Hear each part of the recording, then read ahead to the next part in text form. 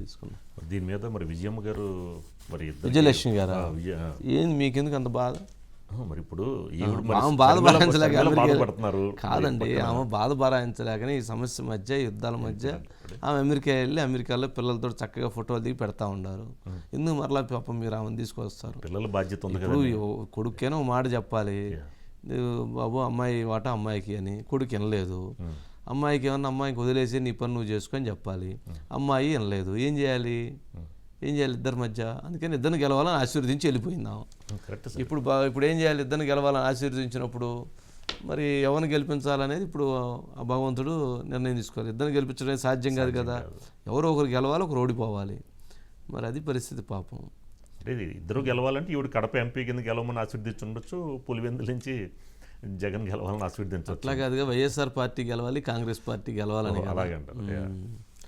అంటే కడప ఎంపీగా అంటే కూతుర్ని గెలవమని ఆశీర్దిస్తున్నారేమో. అంటే అంతవరకు చేస్తే చాలు అనుకున్నారా?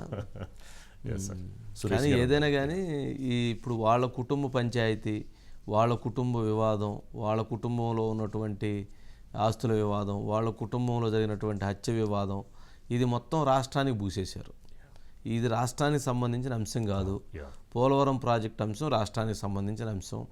రాష్ట్ర రాజధాని రాష్ట్రానికి సంబంధించినటువంటి అంశం. రాష్ట్ర అభివృద్ధి లేదా రాష్ట్ర పిల్లల భవిష్యత్తు, ఇవన్నీ రాష్ట్రానికి, రాష్ట్ర ప్రజలకు సంబంధించిన అంశాలు. వైఎస్ వివేక కేసు మర్డర్ అని అంటే ఒక పొలిటికల్ లీడర్ కాబట్టి ఆ మర్డర్ వాళ్ళ ఇంట్లో జరిగింది కాబట్టి అది క్రైమ్గా ప్రజలు ఏంటనేటువంటి దాని మీద న్యాయం జరగాలనేటువంటి అభిప్రాయం ఉంటుంది.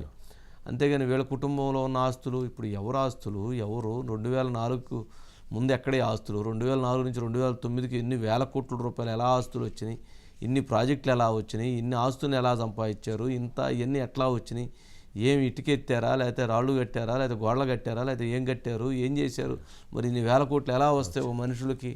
అలా వచ్చినటువంటి వాటి మీద ప్రజలకు భిన్నాభిప్రాయాలు ఉన్నాయి. వైఎస్ఆర్సీపీ పార్టీ వాళ్ళు జగన్మోహన్ రెడ్డి గారు నీతిగా కష్టపడి సంపాదించాడు అనుకుంటారు.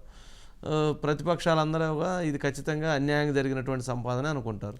మిడిల్ మ్యాన్ ఏమనుకుంటుంటారు, ఎట్లా వస్తే వీళ్ళకి ఇంత ఆస్తులు ఏ రకంగా వస్తాయని అనుకుంటారు. ఏంటి సురేష్ గారు, వంశీ గారు, ఏంటి మొత్తం జగన్మోహన్ రెడ్డి గారు ఏమేమి చూపించారు? ఇప్పుడు ఆస్తులు ఎన్ని కేసులు చూపించారు, ఎన్ని ఆస్తులు చూపించారు, ఏంటి? వంశీ గారు, కేసుల సంఖ్య 2019తో పోలిస్తే ఈసారి తగ్గాయి కేసుల సంఖ్య.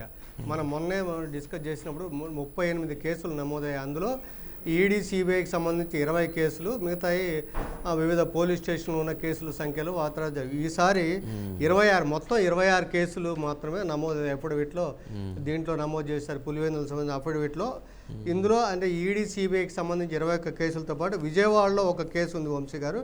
తర్వాత నంద్యాల పోలీస్ స్టేషన్లో ఒక ఉల్లంఘన కేసు, అదేవిధంగా మంగళగిరి, పొన్నూరు, సరూర్ నగర్లో ఒక కేసు. అవి సంబంధించి ఇంతవరకే అంటే 26 కేసులు మాత్రమే ఈసారి చూపించారు. ఇక ఆస్తుల పరంగా చూపిస్తే మన సీఎం జగన్మోహన్ రెడ్డి గారు తన పేరు మీద చరాస్తుల రూపంలో 483 కోట్ల రూపాయలు ఉన్నట్లుగా చూపించారు వంశీ గారు.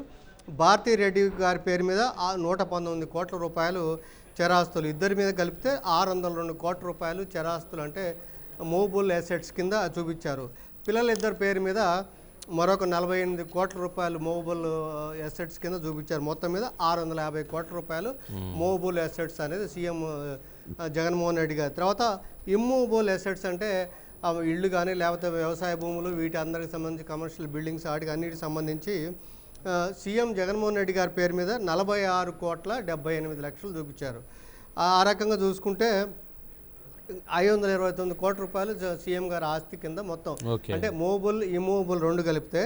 అదేవిధంగా భారతీ రెడ్డి గారి పేరు మీద 56 కోట్లు చూపించారు మన స్థిరాస్తులు, 176 కోట్లు. అయితే వంశీ గారు ఇందులో చెప్పాల్సింది ఏంటంటే, మనం మీకు చెప్పినట్టుగా మనకి నిన్న షర్మిల గారు చెప్పారు 82 కోట్ల 38 లక్షల వరకు అప్పిచ్చారు నాకు వైఎస్ జగన్మోహన్ రెడ్డి గారు అని చెప్పారు. ఈ అఫిడవిట్లు ఎక్కడ కూడా ఆ అంశం మెన్షన్ చేయలేదు. కానీ భారతీ గారు కూడా 19 లక్షలు అప్పిచ్చారన్నారు, అది కూడా చూపించలేదా? 19,58,00,000 లక్షల రూపాయలు 19,58,000 భారతిరెడ్డి గారు తీసుకున్నట్టుగా చూపించారు. దాని వివరణ కూడా ఇచ్చారు ఎందుకు అని చెప్పి. యాక్చువల్గా ఆస్తుల వాటా ఇవ్వాలి, కొసరు కింద ఇచ్చి కూడా అది కూడా అప్పు కింద చూపించారు. అయితే ఈ అఫిడవిట్లో సీఎం గారు ఎక్కడ కూడా జగన్మోహన్ రెడ్డి గారు చూపలేదు. కానీ లోన్స్ ఎనీ ఇండివిజువల్స్ అంటే కొంతమంది చూపించారు. టెనెట్ మెడ్కార్ప్ అని ఒక 34 లక్షలు, అనీష్ లక్కీ హెల్త్ అని చెప్పి ఇక రెయిన్బో అని ఇలా ఇండివిజువల్స్ పేరు మీద మొత్తం మీద 1,10,00,000. ఇప్పుడు 82 కోట్ల రూపాయలు ఏం చూపించారు షర్మిల గారి? అసలు ఆ ప్రస్తావన లేదు. మరి ఆమె అప్పు ఇచ్చినట్టు చూపించారు. మరి ఈయన అప్పు ఇచ్చినట్టు వీళ్ళిద్దరు ఎక్కడో మరి రేపు ఎన్నికల కమిషన్ ఈ 82 కోట్ల విషయంలో మరి ఈయన తప్పుడు లెక్కలు చూపించారని జగన్మోహన్ రెడ్డి గారిని అనాలి, లేదా షర్మిల తప్పుడు లెక్కలు చూపించారని అనాలి. అలాంటప్పుడు ఇద్దరే డిస్క్వాలిఫై అవ్వాలి కదా. ఇప్పుడు వాస్తవం చూపించాలి కదా. మరి డబ్బులు ఎక్కడి నుంచి మరి 82 కోట్ల రూపాయల మధ్యలో ఏమైనా అయిపోయినాయి? మీకు మాకు ఏమైనా వచ్చినాయి? ఎవరు రాలేదు కదా మధ్యలో. వాళ్ళే ఆమె ఇచ్చినట్టుగా ఆయన చెబుతున్నారు. ఆయన ఇచ్చినట్టుగా మరి చూపించాలి. లేదు నేను షేర్లు నాలో వాటాలో భాగంగా ఇచ్చానని చెప్పి చూపించాలి. అలా చూపించకపోతే ఆ 82 కోట్లు ఎవరు ఇచ్చినట్లు, ఎవరు తీసుకున్నట్టు, ఎవరికి వెళ్ళినట్లు?